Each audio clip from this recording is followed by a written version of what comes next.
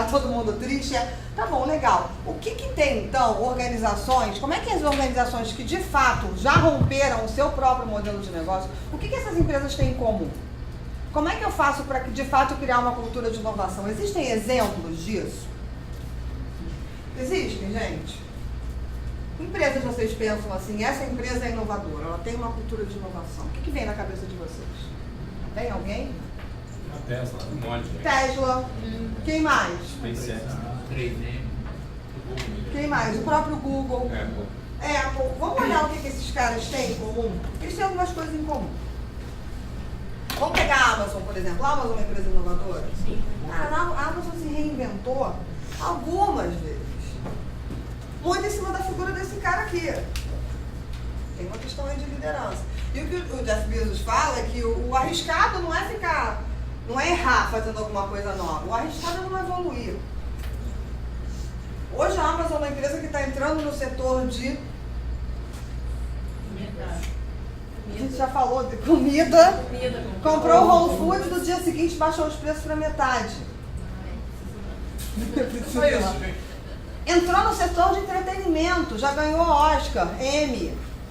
E sabe o que o Jeff Bezos diz? Que ele está fazendo filme para quê? Sabe para quê? Sabe qual é o modelo de negócio dele com entretenimento? Ele quer vender mais sapato. Porque ele descobriu que os clientes que usam vídeo no Amazon Prime renovam mais o Amazon Prime, que é o serviço dele premium. E quem usa mais o Prime, compra mais sapato. Não só sapato, compra mais na Amazon. Então ele fala, a minha diferença nesse setor é que eu não preciso ganhar dinheiro com mídia. Eu quero simplesmente fidelizar o meu cliente, porque aí... E aí por isso que você entende também, por que ele baixou o preço do Whole Foods pela metade? Está vendendo mais. A regra do jogo é outra. O que a Amazon faz, por exemplo, quando alguém comete um erro dentro da organização? Ou o Google? O que elas fazem com o erro? Demitem a pessoa que errou? Aprende. Também, promove isso já está também. E ele fazia uma pergunta para mim também. Claro. Como é que você vê também daqui a 10 anos, a gente avaliando, por que essas empresas também desapareceram? Né? Porque a gente está enxergando a Apple hoje, e é fácil olhar o passado, falar da Sony, falar da Xerox, falar de tudo isso. Se a gente olhar a Apple, olha a Amazon, olha a Microsoft, olha a Facebook, olha a Google e diz, daqui a 10 anos as empresas fracassaram. Fracassaram por quê? Né? Apple não é mais uma empresa inovadora. Se você olhar a relação da Apple com os acionistas estão lá para dividendo. As empresas vão. E aí o acionista pega esse dividendo da Apple e vai fazer o que com ele? Vai investir numa startup. Porque ele sabe que dali não está mais saindo com ele não vê mais aquela empresa. A gente está falando da Apple, tá? Você não vê mais essa empresa como capaz de fato, trazer uma inovação para o indústria, como a Paula estava falando aqui. Gente, é Apple. A questão toda vai. Esse tema que você colocou agora, aí, por esse exemplo da Google, de demitir ou não demitir funcionário, isso me dá um link para um tema que é abordado num livro muito interessante, que é um livro antigo, chamado de Loyalty Effect. O autor descreve um ecossistema de lealdade de todos os atores que compõem a operação de uma empresa, desde os funcionários, a todos os stakeholders e até os investidores, os clientes e os fornecedores desse. Então tem um ecossistema que ele só funciona bem se tem um princípio de lealdade fair entre todos esses atores. O que eu percebo, porque eu trabalhei em empresa muito grande, trabalhei na HP por 39 anos.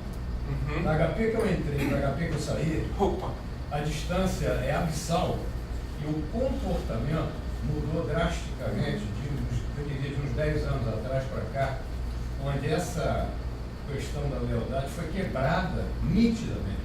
E quando você quebra isso, na minha cabeça, a gente vai talvez viver um back to the future para as empresas sobreviverem e voltar ao modelo da lealdade fair, que hoje não existe. Você sai de uma HP, vai para uma IBM, vai para uma Oracle, é exatamente a mesma coisa. É a visão de muito curto prazo de retorno, disse ao investidor, CEO que toma decisão de curto prazo, 2 anos, 3 anos, vai causar um impacto negativo em 5, mas em 3 anos ele sai com um montão de dinheiro na mão. Então, isso que você colocou aí, essas empresas que estão preocupadas com esse ecossistema funcionar, eu acho que elas estão no caminho certo e certamente se perseguirem isso, juntando com o processo de inovação, tudo isso que vocês mencionaram aí de estar aberto, olhar mais holisticamente tudo, eu acho que são as empresas que vão se perpetuar por mais tempo. Tem uma questão aí fundamental, que é a capacidade que uma organização tem de se reinventar. Sim. Quer dizer, assim, eu não sei se a Apple vai existir ou o Google em 10 anos, mas eu posso ter certeza que elas não vão ser as mesmas empresas que elas são hoje, porque se forem, terão acabado. Porque a questão toda é, quantas vezes o Jeff Bezos redefiniu o próprio negócio dele? Ele começou para ser a maior livraria virtual do mundo. Hoje em dia o cara tem um negócio que é ampliado, que é feito em 3 pilares. O marketplace, que é apenas um deles, que era o mais importante. Todo o serviço de cloud, que é um negócio gigante, está todo mundo hospedado na Amazon, a gente tem inclusive os concorrentes dela. E o Prime. Então, assim, quantas vezes, pelo menos 3 aqui, já reinventou um negócio, né? O Google é uma empresa que também está lá com 99% do seu dinheiro sendo ganho em link patrocinado, que é um negócio que ele inventou lá atrás, 99%. E aí começou a lidar com a inovação, você bem colocou, separa, bota alfabeto, vamos pensar outra coisa. A quantidade de opção real que esses caras criam é absolutamente inacreditável. Então, assim, a capacidade que você tem de estar ligado, antenado e mudando, se reinventando, é muito interessante. Agora, fala. E eu estou impressionado com a capacidade da Google de atrair startups. Eu tive o privilégio de participar do Lean Startup aqui pelo COPPEAD, com a Universidade de Berkeley. Legal. E mentorei uma das empresas que foram selecionadas no projeto. Os caras estão lá em São Francisco agora, dentro da Google, um concurso que a Google fez, passaram pelo programa, né, do COPPEAD. Então, assim, estão fornecendo para os garotos uma base fantástica de aceleração para o negócio deles.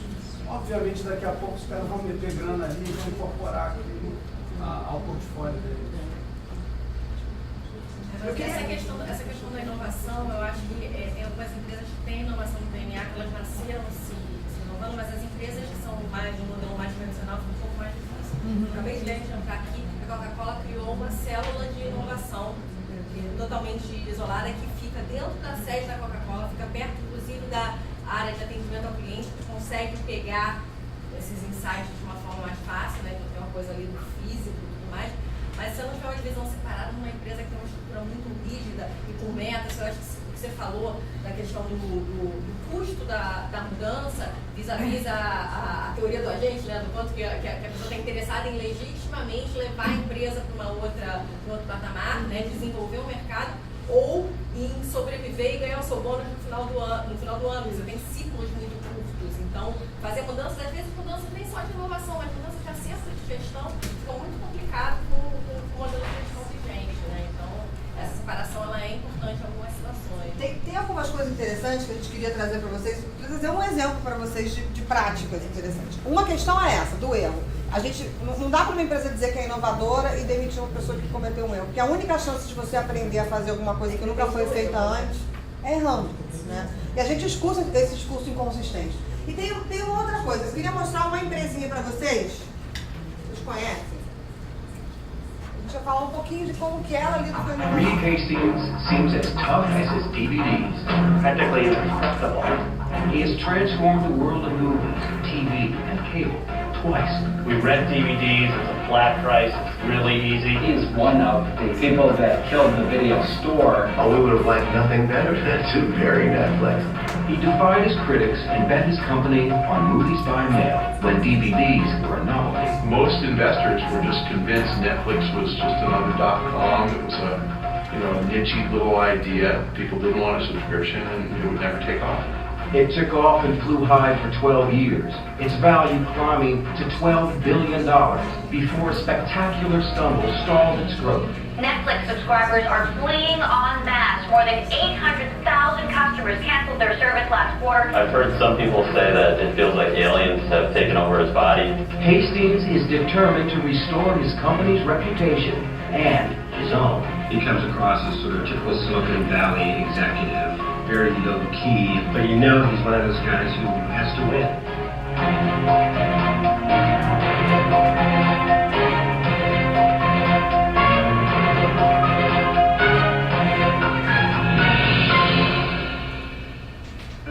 12 years ago when we started Netflix, you know, the internet was still AOL dial-up, but we realized, wow, networks are just going to grow. And you know what's going to happen?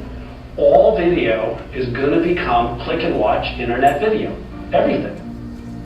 Reed Hastings has made a career out of anticipating the future. First in a software tool, then with the simple DVD at a 32-cent stamp. You won't find anybody who has more drive than Reed Hastings. He's always thinking about the strategic shifts that need to be made. He is an incredibly focused, innovative individual that is like smart, like light years smart. He's one of those guys who doesn't like to talk about himself a lot, but who really feels like his actions show, you know, how good a company he can run. Todo mundo conhece Netflix? Já tinham conhecido o Reed Hastings? Não sei se vocês já. Reed Hastings ou Netflix. E começou esse negócio, gente, quantos anos atrás? Hoje em dia a gente conhece o Netflix, né? Mas ele começou quase 20 anos atrás. Fazendo o quê? Streaming. Não. O que eles faziam? Aluguel de DVD online, uma grande diferença. E por assinatura foram oferecidos para Blockbuster, né, que não quis comprar. Isso. Quem era o gigante da época era o Blockbuster. O negócio de DVD... E a Blockbuster, a gente distribuía essencialmente que tipo de mídia? Vocês já falaram dela hoje, VHS. Quando o DVD surge, o Reed Hastings pensa, será que tem um negócio aqui? Serviço de VHS, locadora, era bom? Era um serviço bom? O cliente estava feliz, satisfeito? Vocês lembram? Alguém lembra? Não, antes disso. Lembra da experiência? Eu saí do centro da cidade, sexta-feira, 7 horas da noite. Aí no caminho para casa você para na Blockbuster porque você quer ver um filme novo. O que acontece? Não tinha o filme. Claro que não tinha o filme, você pegava qualquer porcaria que você não queria assistir, não assistia. Ainda chega a combinar. Pagava multa. Pagava multa porque não entregava no prazo. Então o serviço horroroso. Era inovação, né? Exato. Aí agora a gavetinha era a grande inovação, exatamente. Estamos inovando com foco no cliente. Temos uma gavetinha para você resolver. Gente, era um serviço ruim. E aí ele percebe que DVD podia ser legal porque podia mandar pelo correio. E ele manda para ele mesmo vários DVDs. E quando eles começam a chegar intactos, ele pensa, pô, tem um negócio aqui. E ele faz um modelo de negócio diferente, porque se eu imagino, eu tenho que cobrar por transação um DVD para entregar na casa da pessoa. Assinatura. E você acaba com a questão da multa também, que era para ele o maior problema. Você, na verdade, devolve o filme porque você quer pegar um novo. Então ele fez a inovação desde o início. Quantos por cento do mercado americano, para não dizer brasileiro, tinha DVD? Quantos por cento das casas tinham DVDs na época que ele lançou Netflix? Ah, não, quando ele lançou, era um pouco, era bem Menos de 1%. Né? O que a Blockbuster, como é que ela encarou esse negócio? Riu, achou engraçado, né? Faturava 500 vezes mais do que ele. A gente já começou com uma ideia inovadora. E até vale a pena explorar um pouquinho, né? Você é o diretor CEO da Blockbuster, tá? Você está reinando absoluto num negócio onde o padrão é VHS. Chegou um outro negócio ali, né, da Sony, chamado DVD. Eu já vi Laserdisc de 12 polegadas, que aconteceu o que com ele? Não rolou. Tem esse troço de DVD. Eu aposto ou não aposto nesse troço de DVD? Se eu apostar, o que isso vai significar para mim? Pode estar bem posicionado em possibilidade. No curto prazo, o que vai acontecer se eu resolver agora ter DVD na minha loja? Eu vou aumentar meu investimento, eu vou reduzir dividendos. E pode ser que esse troço não funcione. E mais, como eu sou a maior distribuidora de conteúdo em mídia para as pessoas, eu vou apostar contra o DVD. Porque se eu não comercializar esse troço, a chance disso pegar vai ser muito menor. Então eu vou fazer um short em cima disso, eu vou apostar contra. O pessoal esquece que essa história de tocadores de DVD caro e assim por diante, ok? Talvez esse troço não impacte. Mas como tinha uma Sony por trás, como é que a Sony construiu a base instalada de tocadores de DVD? PlayStation 3. Você compra um console de jogo e você paga um preço menor do que o custo que a Sony teve para fabricar. E rapidamente, todo console de videogame na casa das pessoas também toca DVD. A inovação não está vindo do eletroeletrônico tradicional, está vindo de uma outra indústria que é de jogos. E aí, o Reed Hastings, ele está olhando lá na frente e está se preparando para estar não onde a bola está, mas onde a bola vai estar daqui a pouco. Ele não tem nada a perder, não tem os meus ativos aqui, né, que são toneladas de fitas VHS. Mas tem um ponto interessante que aí em 2006 ele faz um movimento de quê? Qual é a inovação disruptiva que o próprio Hastings faz em cima do negócio dele? Streaming. Eu fiz o meu trabalho de final de faculdade sobre a Netflix, eu estudei o Hastings. Na verdade, ele diz que ele sempre quis ir para o mercado de streaming. Só que ele começou com o DVD porque ele viu que era etapa. Para chegar na banda larga ainda faltava muito. Então era o degrau. E é interessante porque não é a indústria dele, é a indústria de telecom. Né? Aqui eu faço uma linha do tempo nessa indústria aqui e eu vejo mais ou menos quando eu vou ter isso aqui pronto. E o que eu vou fazer? Isso é um cenário, pode ser que aconteça, pode ser que não aconteça. Então, o que eu vou fazer? Eu tenho o meu checklist, eu tenho a minha receita de bolo para, se aquilo acontecer, eu sei exatamente o que eu vou fazer.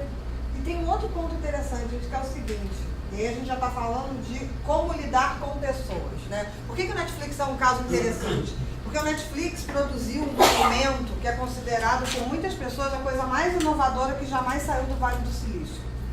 Mais do que qualquer hardware ou software ou qualquer coisa que eu estiver falar. Que é um documento chamado Freedom and Responsibility.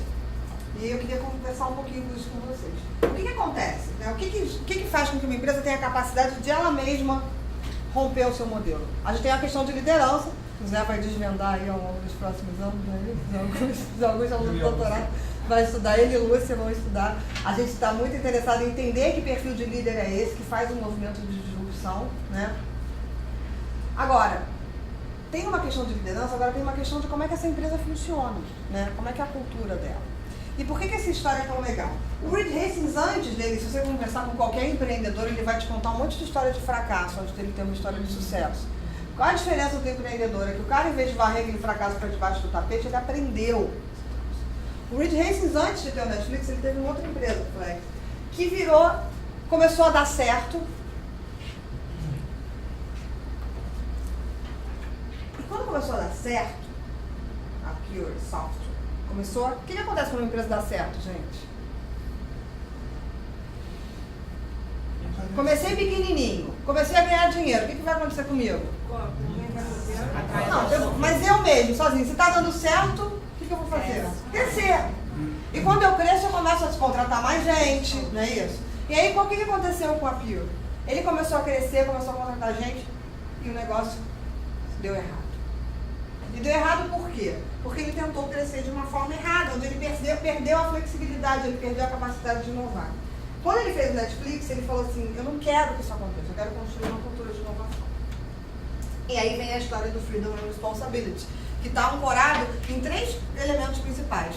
Eu dou contexto para as pessoas trabalharem, eu explico para elas onde é que a gente quer chegar. Quer dizer, tem um planejamento, tem a visão de futuro. Só que eu dou liberdade para elas. E liberdade vem com responsabilidade. Né? Grandes poderes vêm com grande responsabilidade, liberdade também vem com responsabilidade. Stanley. Então, eu vou deixar ele explicar, que ele explica melhor do que eu, tá? O que é o Freedom and Responsibility. So let's talk a little bit about management style and philosophy. And yours is seemingly has changed and evolved over the years. If you don't mind, talk a little bit about that. Especially talk about your concept of freedom of responsibility. Yeah, up till 2002, all we focused on was survival. And then once we got public and were profitable, we started thinking, wow, this thing might last. And the cruelest irony would be to not want to work there, to let it become a place we didn't want to be. And so we tried to think through, what do we really care about? And we realized what we really care about is working with incredible people on hard problems. And that was the essence. So we should organize everything around supporting that, of working with just incredibly talented people. And so that led us to freedom and responsibility, because incredible people don't want to be micromanaged. And the idea is that we manage through setting context and letting people run. You've got to have the right people, you've got to reinforce that with values, set a context about what the company is trying to achieve. But the idea is to build a system where amazing amounts of service improvement happen in the marketing, in the content, in the technology, in the user interface, without direct intervention of me. And so some companies operate by, the product genius at the top, and we all know these companies, and this whole motif of, to be a great CEO, you've got to be the great product person who really, and it's intoxicating and fun. But you're building incredible amounts of dependence on yourself. And eventually, how well I know how Turkish consumers consume Netflix, it's not that well. And so you're much stronger, obviously, building a distributed set of great thinkers. People know that, but in the past what they've done is try to make everything a process. They said, okay, I don't want it to be a genius, so we're going to organize a process for everything. And once in a while you heard, we're going to dummy-proof it. It's going to be such a good process that anybody, this was the IBM thing. And then if you dummy-proof the process, you only get dummies to work there, to do the process. And so that's why we're so, opposed to that. Instead, so focused on giving people great freedom, realizing there'll be mistakes, but there'll be a lot of positive achievement too. So can you give some examples of that? I mean, you talk about it generically, it sounds great, but what are some specific examples? So I take pride in making as few decisions as possible as opposed to as many as possible. And so when something significant changes in the content, or the House of Cards purchase, Ted explained it, it was a huge purchase at that time. It was a half an hour conversation, we went back and forth. I said, are you really sure it's a great bet? Yes, let's do it.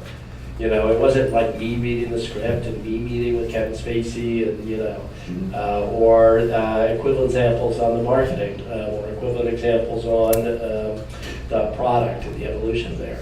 So it's creating a sense of, I want to make a difference and I can make a difference. And if that's what the leader gets excited about, is that other people are making a difference, and you've got the right people. You got to be super demanding. So one part is freedom and responsibility. The other part is a high performance culture, where we say adequate performance gets a generous severance package. And so, we look at it and we say we want to be like a Major League Baseball team. And, you've only got so many positions on the field, and if everyone is not incredible at what they do, then you're not going to win. So you turn over a lot of people. And so we turn over a lot of people. We feel like, we give people a fair shot, and, we hire pretty openly, and they know what they're getting into. But we're looking for people for whom freedom and responsibility works, because they do incredible work. Tem duas frases nesse vídeo que eu sou absolutamente adoro. A primeira é essa aqui.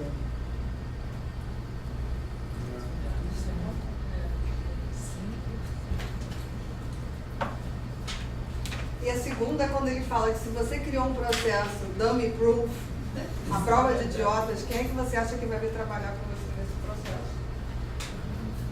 É uma forma de pensar uma organização bastante diferente do que a gente está acostumado a ver, porque a ideia toda de que quando você cresce, você não controla mais quem está trabalhando com você tão bem, você precisa criar processos, métricas, e por aí vai, é um processo bastante enraizado, eu acho, na forma como a gente pensa organizações, E talvez por isso que esse documento Netflix seja tão interessante, porque ele propõe uma forma diferente de crescer e manter flexibilidade. Então o pacote que o Netflix oferece, se alguém for aí sondado pelo Netflix para trabalhar lá, alguém aqui trabalha no Netflix? Eu tenho uma aluna do mestrado agora que trabalhou lá, eu fico perguntando para ela como é que é. Mas o pacote basicamente é o seguinte, olha, você vai ganhar o melhor salário para a tua posição no mercado. Você vai trabalhar por 3. E você sabe que a gente demite muita gente aqui. Você vai ter contexto, liberdade para tomar suas decisões e você vai se responsabilizar por elas. Não quer dizer que você não pode errar, não. Entende o erro. Mas quer dizer que é uma forma bastante distinta de trabalhar. Todo mundo acha esse tipo de abordagem interessante? Todo mundo gostaria de trabalhar numa empresa assim? Não. O ponto todo aí começa com a contratação. E aí tem um aspecto muito interessante. Quem tiver interesse, esse documento ele é todo disponível online do Freedom Responsibility. Né? Eu trouxe alguns slides que eu acho bastante interessantes. Começa muito com a questão do valor. Os valores são o que a gente valoriza. Então, o próprio Racing ele faz essa brincadeira, né, que muitas empresas têm valores, né, que são super pomposos, né? Então, a Aeron, por exemplo, tinha esses valores. Integridade, comunicação, respeito e excelência. E esses valores da Aeron estão lá, devem ainda estar, né, gravados em mármore para a posteridade na porta da empresa na entrada. Só que, na verdade, tem alguma coisa a ver com a forma como a empresa grava? Não. E aí o ponto todo do tem muito a ver com uma discussão que a gente começou a ter lá atrás de como é que você mede métrica, né? Para o Reed Hastings, o valor de uma empresa tem a ver com a forma como ela premia, promove e demite pessoas. Se o valor não está atrelado a isso, ele é o quê? A gente cansa de ver, e é muito interessante prestar atenção nessas inconsistências, né? As empresas que chegam para os seus funcionários e falam assim, olha, o negócio é o seguinte, o mundo mudou, tá? Então sabe aquilo tudo que você fazia? Esquece, né? Mas assim você tem que trabalhar não, você tem que trabalhar de uma forma completamente diferente. Não te dá também muito para onde ir, não. No final do mês, você vai ser avaliado e você vai ser premiado pelas mesmas métricas que você sempre teve, tá? Você vai mudar alguma coisa da forma que você trabalha? Essa história que eu estou contando é muito absurda para vocês? Não, fala. Netflix, voltando ao Netflix. Colocou os princípios da forma como é que ele gerencia, como é que ele administra. A Netflix, embora foi disruptivo, a Netflix hoje está com um problema financeiro gravíssimo. Está com vários problemas, não apenas financeiro. Está com uma dívida milionária e para administrar isso, bota em dúvida o futuro dessa empresa. No espaço de tempo bem rápido. A dívida milionária não é tão dramática quanto parece. A questão toda do Netflix hoje, que desafia o futuro deles, qual é, gente? Bom, está tendo uma concorrência também da IBM e de grupos de geradores de conteúdo, né? Vamos pensar naquela palavrinha que a gente sempre volta para ela, inovação. Sim. Qual a inovação hoje grande da Netflix pensando no futuro? A questão toda aqui, quando a gente pensa, é o seguinte, qual vai ser a próxima grande inovação? Eles estão investindo muito em conteúdo próprio. O que está acontecendo com o conteúdo hoje? Esse é uma outra, vamos abrir só esse parênteses, daqui a pouco a gente faz. Mas o que está acontecendo com o conteúdo hoje? O conteúdo da Betamax, né? O que acabou acontecendo, na verdade, o que acabou acontecendo com o Netflix é que várias séries, por exemplo, que eram da própria Netflix saíram e os próprios canais estão criando sua plataforma de streaming e hoje a gente tem várias plataformas diferentes. Tiraram a Modern Family. Isso é ruim ou bom pro Netflix? Isso é ruim para ele porque está tirando os conteúdos de maiores valores, né? Daqui a pouco, séries, ou ela vai deixar de sair de lá. Mas ao mesmo tempo ela está criando o próprio conteúdo que também tem muita relevância. O problema é que assim, se você olha como lado de consumidor, hoje, eu quero ver uma série que está no Netflix, a outra que está no Fox, a outra que está na HBO. Não existe algo único, entendeu? Você possa entrar e falar assim, eu quero ver todas as séries disponíveis. Isso acaba sendo um pouco ruim para o consumidor, então a empresa ela vai ter que arrumar uma forma. Eu não sei se você está com essa transparência aí do Reed Hastings. Transparência eu não tenho nenhuma. Mudou a plataforma. Tem um negócio chamado inovação. A pessoa se denuncia. Ele é Eu também queria estar bem parecido. Mas é que, cara, sabe? É litinho. É que nem telefonar, né? Caiu a ficha, Caiu a ficha, a gente fala. Mas fala, qual o slide? O Reed Hastings falando que ele está insatisfeito porque eles não estão cancelando séries suficientes. Que ele gostaria de cancelar mais séries. Ele gostaria de errar mais.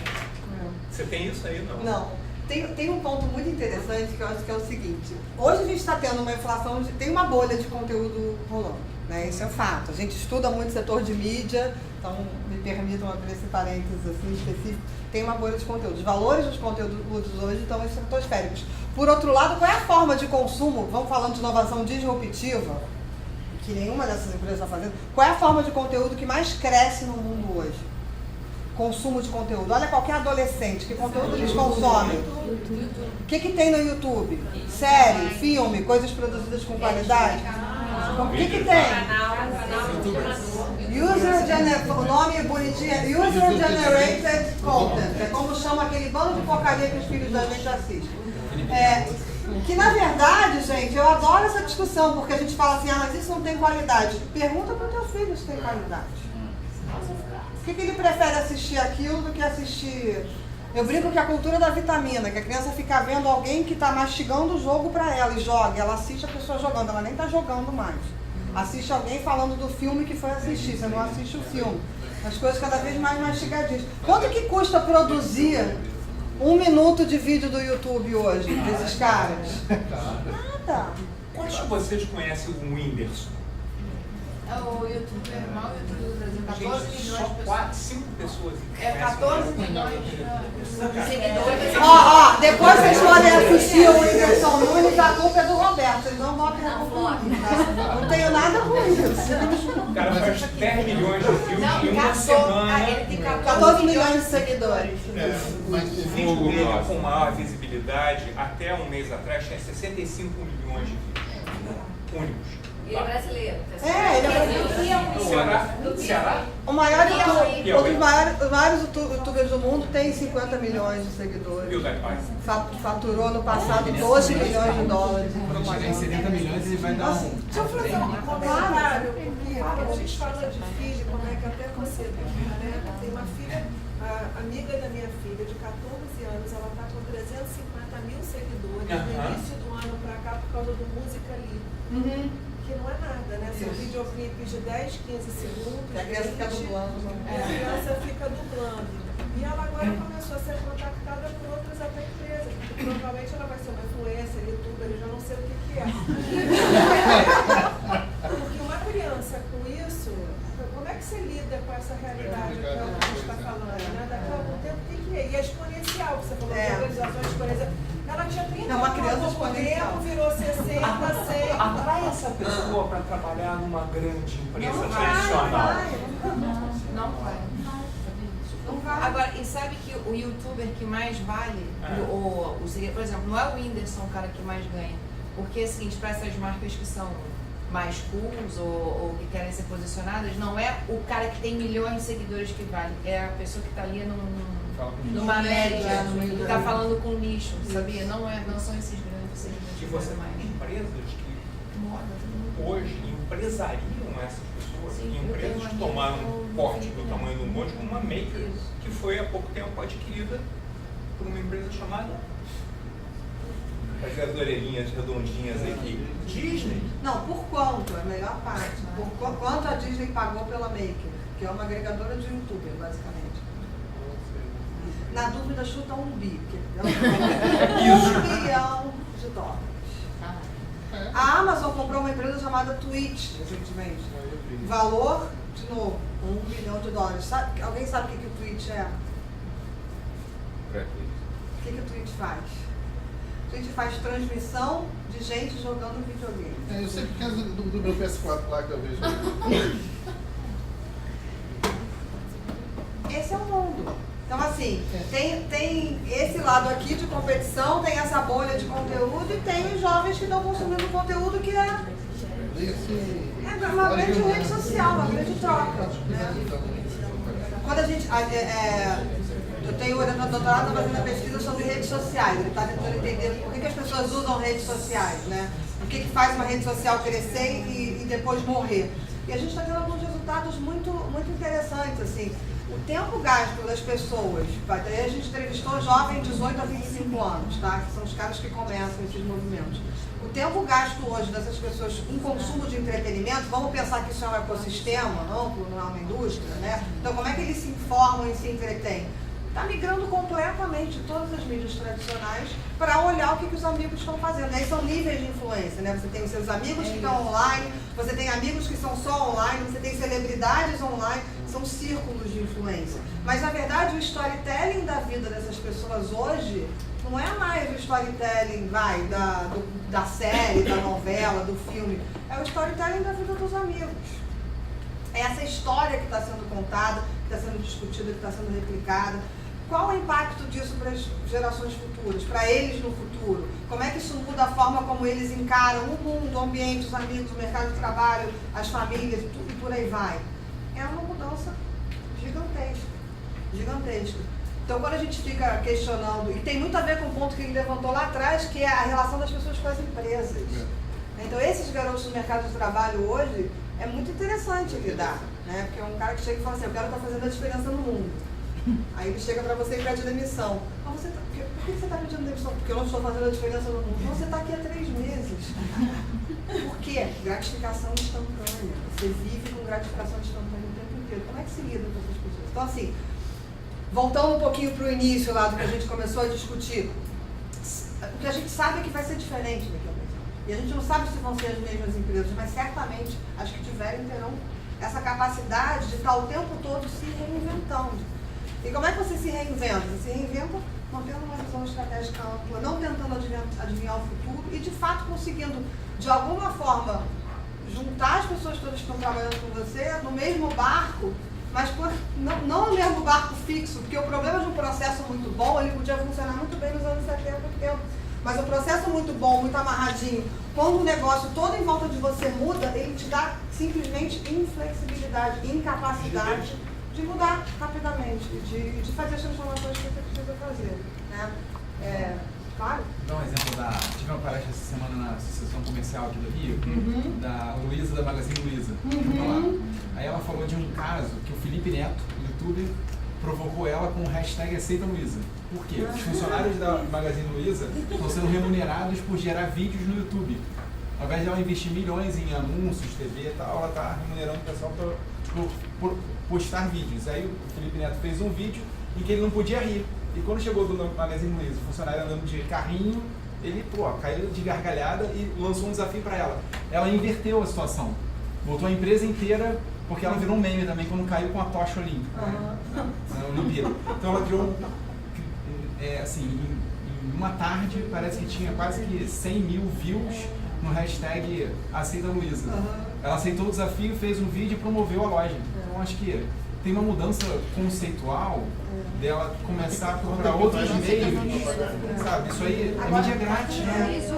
Mas não é mídia grátis, sabe? Quer ver um ponto interessante? Ele? Não. Ele riu durante porque ela virou um meme. Aí a funcionária que estava gravando na loja, ele riu quando a funcionária viu. E aí ele resolveu, então vou provocar a Luísa aqui, porque eu já vi 3 vídeos da Luísa e tô caindo encarregada nos 3. De graça, assim, do nada. Não, mas quer ver um ponto interessante? Você fala assim, isso é de graça. De graça não é. Quando a gente conversa com as empresas, diante de toda essa transformação que está acontecendo em relação à comunicação, a forma como elas se comunicam, eles têm um custo muito alto. E o custo muito alto para as empresas e para as pessoas é você sentir que você perdeu o domínio da sua própria marca. Então, assim, isso custa pra caramba, cara. Eu não sou mais o dono da minha imagem, eu não sou mais o dono da minha marca. A minha marca pertence ao público. E não só pertence quando ela está sendo revista, remodelada, reconfigurada, está se criando, ressignificada, obrigada que é a palavra. Quantas pessoas estão preparadas para lidar com isso? Né? Então, assim, essas mudanças, elas não são triviais, gente. Então, assim, só para amarrar aqui tudo que a gente falou e fechar na hora, que a gente, quando a gente fala de todas essas mudanças, tem algumas... Fácil não é, gente. Fácil não é mesmo. É difícil pra caramba. Mas assim, se você começar já pensando de uma forma mais ampla, pensando fora da caixa, se você abraçar a incerteza, porque assim, fingir que a incerteza não existe não vai fazer ela desaparecer, né? Não vai tornar você mais despreparado para lidar com ela. Né? E lidar com a inovação não como uma fonte de problema, como a gente escuta tanta gente pensando e falando, mas sim como uma fonte de oportunidade, já vai ser, sim, não é o caminho inteiro, mas já começa, é meio caminho andado. Né? Tem uma frase do Pasteur que eu queria deixar pra gente terminar esse papo, que é Chance Favors a Prepared Mind, né? Ou naquela visão do jogador de golfe, que eu esqueci o nome dele, assim, né? Eu tenho muita sorte, né? Todo dia eu acordo às 5 horas da manhã e vou treinar, para eu continuar tendo sorte. Quanto mais eu treino, mais sorte. Quanto mais eu treino, mais sorte eu tenho. Então, gente, era isso? Só para perguntar. Deixar nossos contatos com vocês. A gente adora falar desses assuntos. Estamos à disposição para trocar mais ideias sobre isso sempre. Foi um prazer estar com vocês. Acho que a gente teve uma troca super legal. Vamos continuar aqui mais para tomar um café, né? Super obrigada.